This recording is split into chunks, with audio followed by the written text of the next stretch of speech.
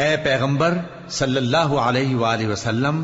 ہم نے تمہارے لیے تمہاری بیویاں جن کو تم نے ان کے مہر دے دیے ہیں حلال کر دی ہیں، اور تمہاری باندیاں جو اللہ نے تم کو کفار سے بطور مال غنیمت دلوائی ہیں، اور تمہارے چچا کی بیٹیاں اور تمہاری پھوپھیوں کی بیٹیاں اور تمہارے ماموں کی بیٹیاں اور تمہاری خالاؤں کی بیٹیاں جو تمہارے ساتھ وطن چھوڑ کر آئی ہیں، سب حلال ہیں۔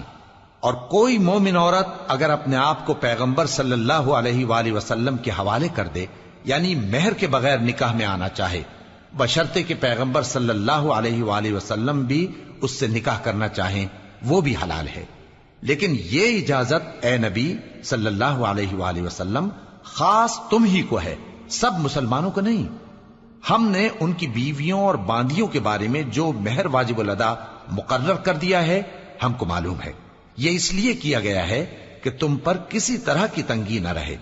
اور اللہ بخشنے والا ہے،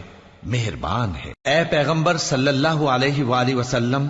تم کو یہ بھی اختیار ہے کہ جس بیوی کو چاہو پیچھے رکھو اور جسے چاہو اپنے پاس رکھو، اور جس کو تم نے پیچھے کر دیا ہو اگر اس کو پھر اپنے پاس طلب کر لو تو تم پر کچھ گناہ نہیں۔ یہ اجازت اس لیے ہے کہ ان کی آنکھیں ٹھنڈی رہیں اور وہ رنجیدہ نہ ہوں، اور جو کچھ تم ان کو دو اسے لے کر سب خوش رہیں،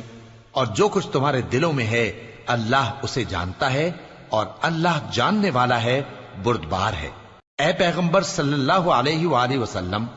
ان کے سوا اور عورتیں تم کو جائز نہیں، اور نہ یہ کہ ان بیویوں کو چھوڑ کر اور بیویاں کر لو، خواہ ان کا حسن تم کو کیسا ہی اچھا لگے، مگر وہ جو تمہارے ہاتھ کا مال ہے یعنی باندیوں کے بارے میں تم کو اختیار ہے، اور اللہ ہر چیز پر نگاہ رکھتا ہے۔